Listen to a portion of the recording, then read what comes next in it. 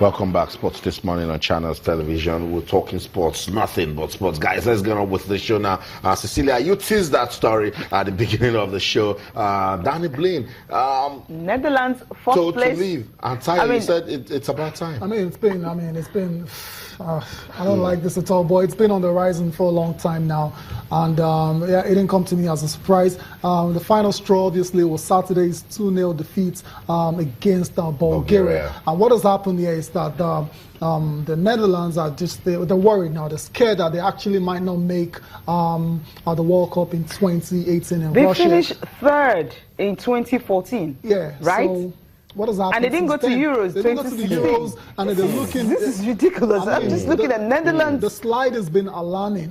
What has happened to the Netherlands in the past few years? And they're changing coaches. Before we used to say that Netherlands, they happens to be a Federation Cup model, because before the next coach that is actually taking over, you already know. That's the way it's been happening. But recently, hiring and firing, he was appointed when just immediately when they didn't qualify for the Euros. Yep. That's when he got the job. Everyone felt, okay, Danny Blind is experienced, a former, midfielder, a former defender with the Netherlands team, and all the way points, 17 points, wins 7, losses 7, draws 7. Not good enough for the Netherlands. And if you take a look at their position right now, 7 points from 5 matches. France topping with 13 points. Sweden got 10, and Bulgaria 9. Yeah. We need to see Sweden, Bulgaria ahead of Netherlands.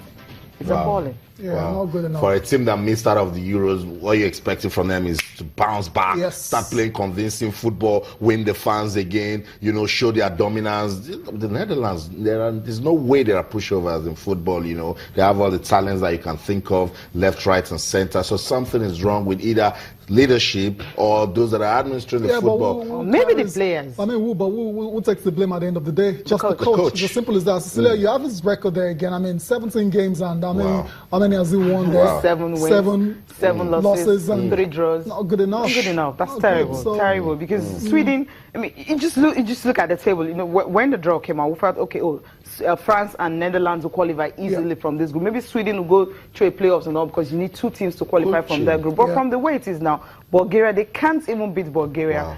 Wow. And Cecilia, Tayo, isn't coaching just a funny profession?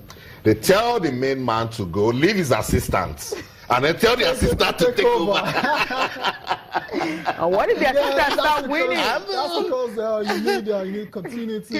You need some sort of continuity. So why are you telling the main driver of the continuity to go? Yeah, that's why you're the head. When you're the head like that, then you have to, you tend to pay most times when it comes to football. So friendly against Italy in Amsterdam tomorrow. So we'll see if you can get a result. That's a friendly game, but when you're playing Italy, you know that, yes. And if they win that means then they could stay. In as much as it's a very bad situation for Danny Blind, it's an opportunity for Fred Grimm. We've seen, coaches, assistant coaches step up. That's right. Greg Shakespeare. Shakespeare readily comes to mind, and it might just be an opportunity. What if he goes on and leads Netherlands to a victory over Italy? Then Blind gets a meeting with those players and give each of them a knock, because that's what always happens with these coaches. Okay, Fred Grimm comes over now, and then they realize that the fans are no more happy, and then they decide to sit up talking about the players now, and they put up a good result and start praising the assistant. Same thing with Leicester City. Those guys weren't ready to play football. For Claudio, the moment he was out, they started playing football, and that's really not cool, guys. No, not good enough. Not good enough. Well, they have their work cut out definitely to qualify for the 2018 World Cup in Russia. Let's do the NBA now. Austin, we're getting ready for the playoffs. It's really close now. Loads of games played in the NBA just early this morning. We have 5 of the best results for you. We'll start up with the matchup between the Boston Celtics and the Miami Heat. He ended 112-108 in favor of Boston. Isaiah Thomas scoring 30 points, including 20 in the second half. So he's still a clutch player, like we've known him all season. And because of that win, the Celtics have now tied the Cleveland Cavaliers on top of the West on top of the Eastern Conference. And it looks like the top spot is in sight. I wouldn't be surprised because the Cavs have been very, very inconsistent of late. There you go. So if you're not ready, someone will knock you off. Knock you off your perch, right? It is, yeah. Okay, let's move on now. The Golden State Warriors, they're having no such problems as the Cavs are because they're just consolidating their position on top of the Western Conference. It was a 106-94 victory over the Memphis Grizzlies. Klay Thompson scoring 21 of his 31 points in the second half in that particular victory. Elsewhere, the Pelicans defeated the Denver Nuggets 115-90.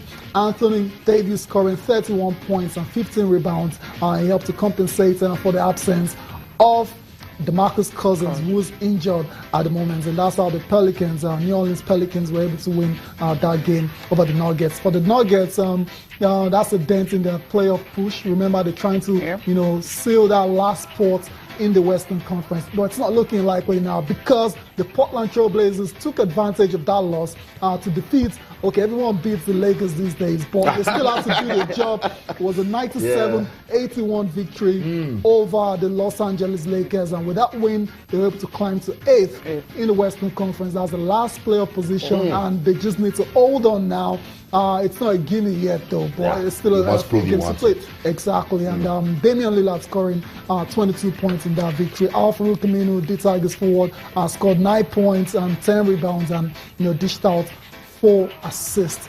And in the matchup of the night, that's what I'm looking for. A matchup between the two favorites for the MVP, regular season MVP, Russell Westbrook on one side and James Harden, the Beard, on the other side. And it ended 137-125 in favor of Houston. Lou Williams, that was traded from the LA Lakers, and he came off the bench to score 31 points. But this is one of those times when the game actually takes backstage to the players, and it was about James Harden going up against Russell Westbrook. Russell Westbrook was on fire, did his own thing, another triple-double again, incredible stuff, 39 points, he recorded 11 rebounds and 13 assists, compared to James Harden's 22.5 rebounds and 12 assists. So what's you can important say, was the victory, you can say he's that, gunning for his record.